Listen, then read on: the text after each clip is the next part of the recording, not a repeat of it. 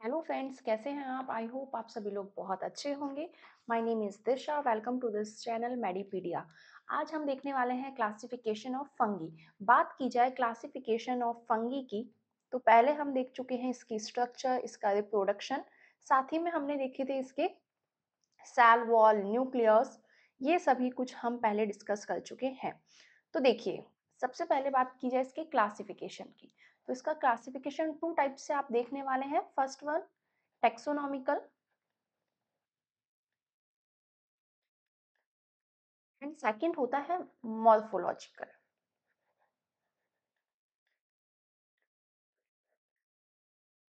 Taxonomical classification में हम देखेंगे फाइलम कि कौन कौन से फाइलम यहाँ पर पाए जाएंगे। मॉर्फोलॉजिकल में हम देखेंगे कि उनकी स्ट्रक्चर वो दिखती कैसी है। इस बेसिस पे हमने फंगी को कितने टाइप्स में डिवाइड किया।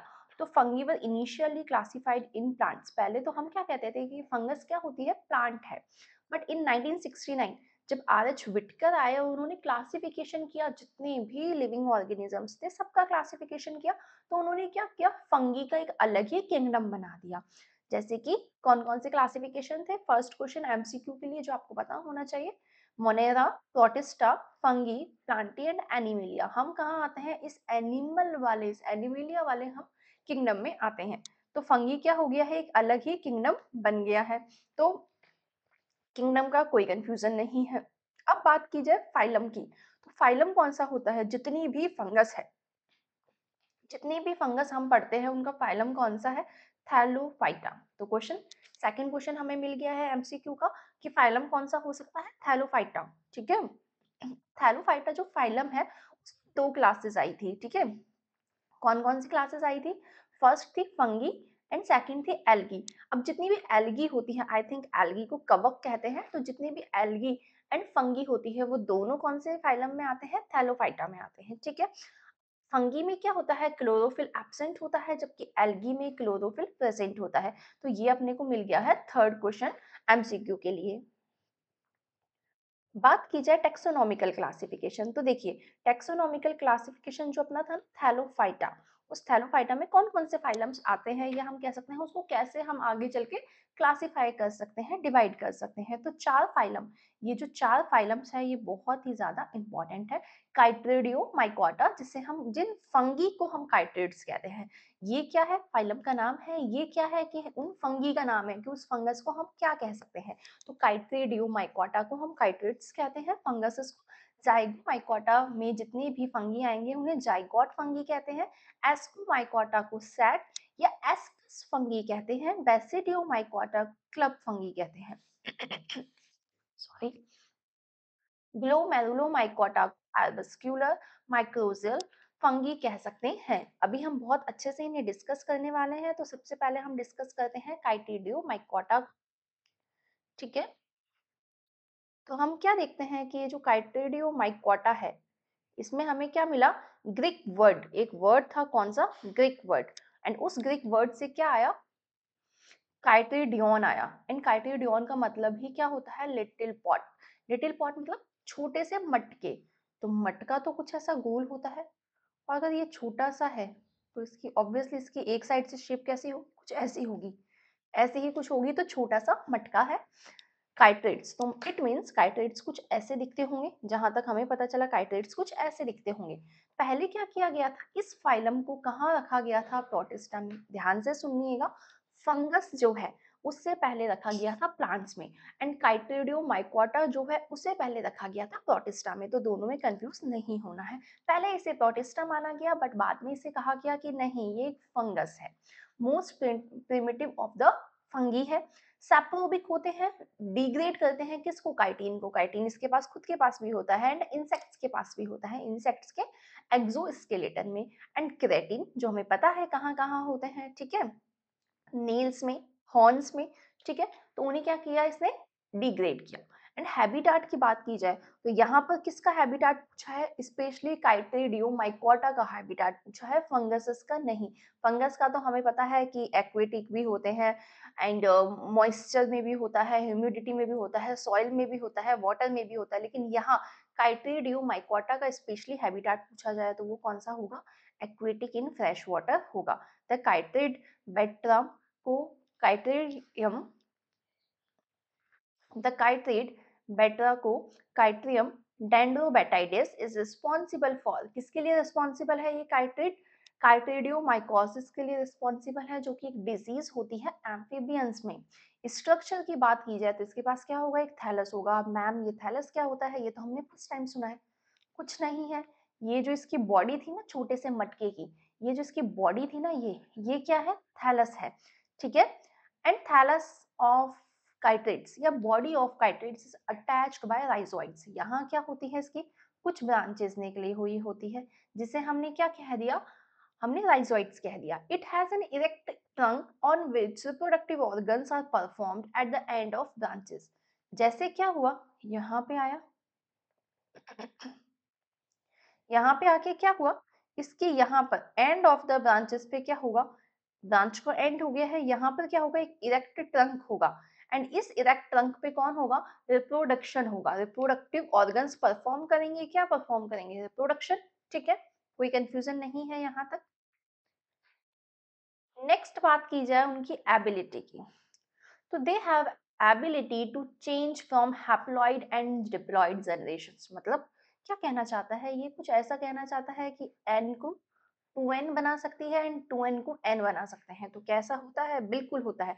जो थैलस था ना, गोल वाली जो बॉडी थी, थैलस थी, उसने क्या किया, उसने form, this is the form है ना, उसने क्या किया, फॉर्म किया male and female gametangia. And ये मेल एंड फीमेल गैमेटेंजिया से कौन फॉर्म होंगे, फ्लैजिलेटेड गैमेट्स। एक एमसीक्यू क्वेश्चन हमें मिल गया है कि यहाँ पे गैमेट्स कैसे होते हैं, फ्लैजिलेटेड होते हैं, ठीक है। तो male and female gametes form हुए। जब भी male and female gametes form होते हैं तो हम 5th क्लास से पढ़ते हैं कि क्या होगा, सेक्सुअल रिप्रोडक्शन होगा, एंड सेक्सुअल रिप्रोडक्शन होगा तो गैमेट्स फॉर्म होंगे। एंड बात आई है इनके अट्रैक्शन की। नेक्स्ट एमसीक्यू क्वेश्चन है, ध्यान से सुनिएगा। अट्रैक्ट कौन कौन कर सकता है, किस कौन कौन अट्रैक्शन में पार्टिसिपेट करेगा, तो the gametes and female gametangia attracts the opposite sex.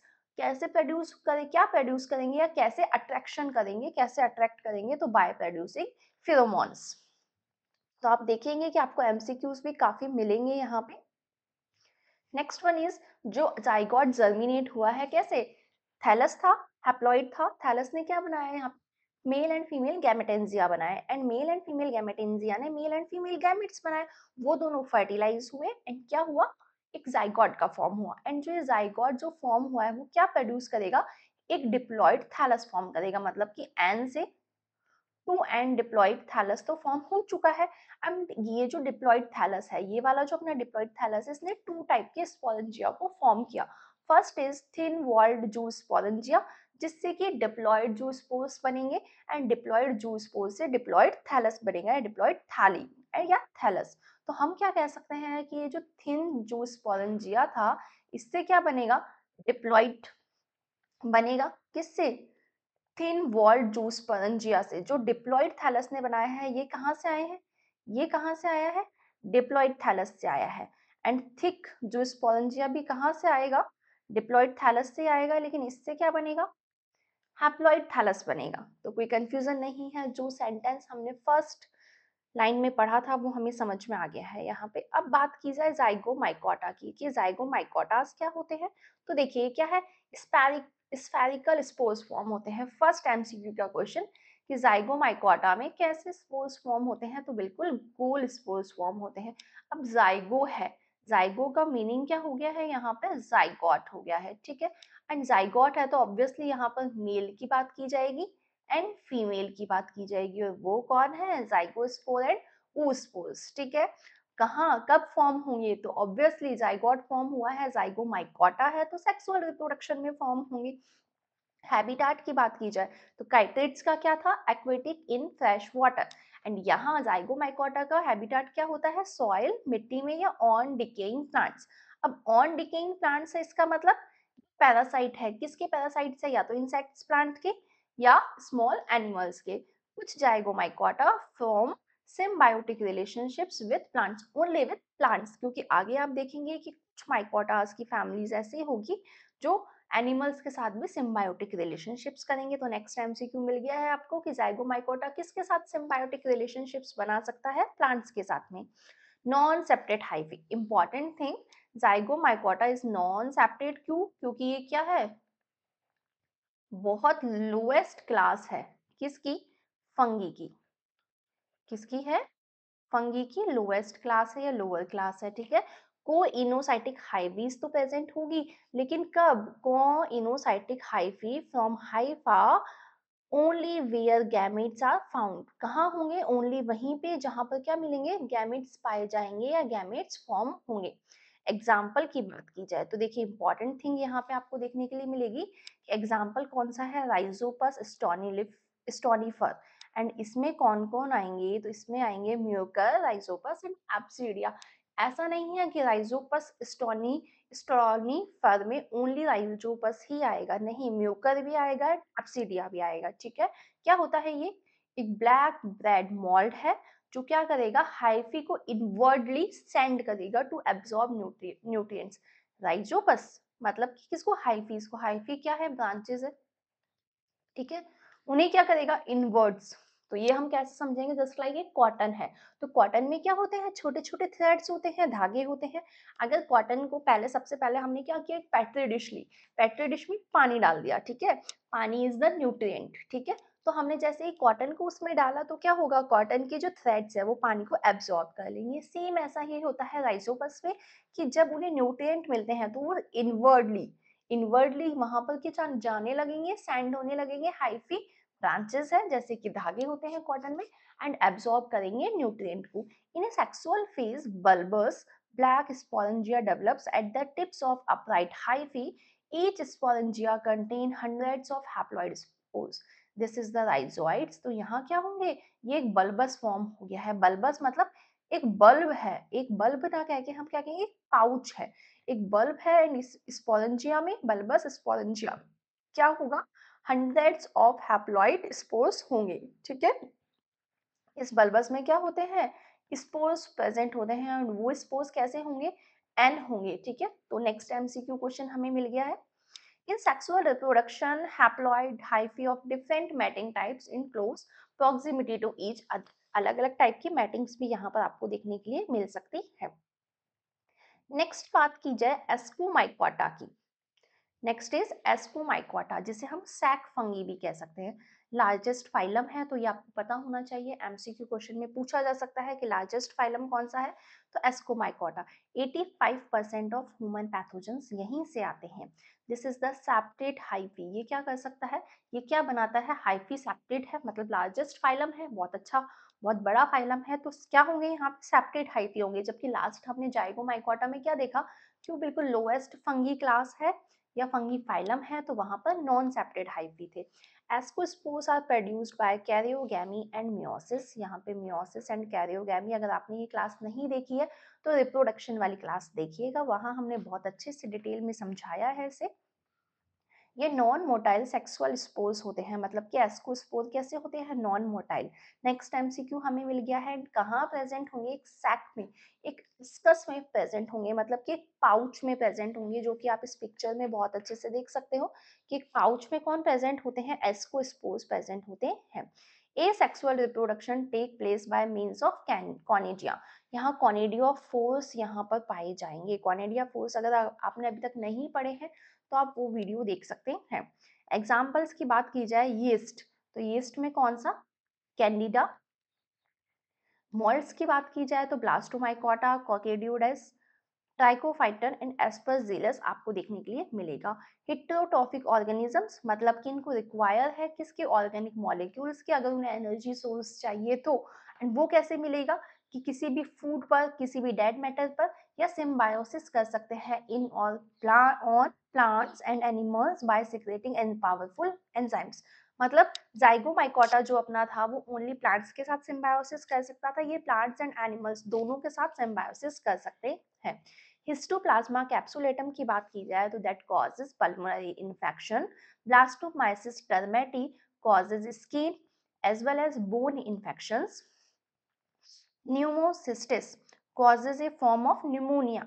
Excessive growth of candida की बहुत ज़्यादा excessive growth हो गई है, बहुत ज़्यादा डेवलप हो गया है in mouth and vagina, तो that causes a specific form of candidiasis. Importance क्या क्या है एस्कोमाइकोटा की, तो ब्रेड्स को बनाने के लिए, एंटीबायोटिक्स को बनाने के लिए, अल्कोहलिक बेवरेज को बनाने के लिए, साथ ही में चीज को बनाने के लिए एस्कोमाइकोटा का यूज किया जाता है। Next is blast Basidiomycota. तो बेसिडियोमाइकोटा की बात की जाए तो बेसिडियोमाइकोटा नाम से ही पता चलता है क्लब। मैंने आपसे कहा भी था जब हमने स्टार्ट किया था इसे, तो मैंने आपसे कहा था कि क्या है, क्लब फंगी है। अब ये क्लब फंगी क्या होती है वो हम देखते हैं। देखिए, दीज इंक्लूड, सबसे पहले तो बेसिडियोमाइकोटा में कौन कौन आएंगे, mushrooms, jelly fungi, Burns, rust, smuts and yeast. कौन से यीस्ट, क्रिप्टोकोकस। इंपॉर्टेंट ये है, एमसीक्यू में पूछा जा सकता है बेसिडियोमाइकोटा कौन है, तो क्रिप्टोकोकस है। फ्लामेंटस फंगी यहाँ पर पाई जाएगी एंड ये भी क्या होंगी, सेप्टेट हाइफी होगी। सेक्सुअल रिप्रोडक्शन होगा but club shaped end cells are formed that normally bear four external meiospores.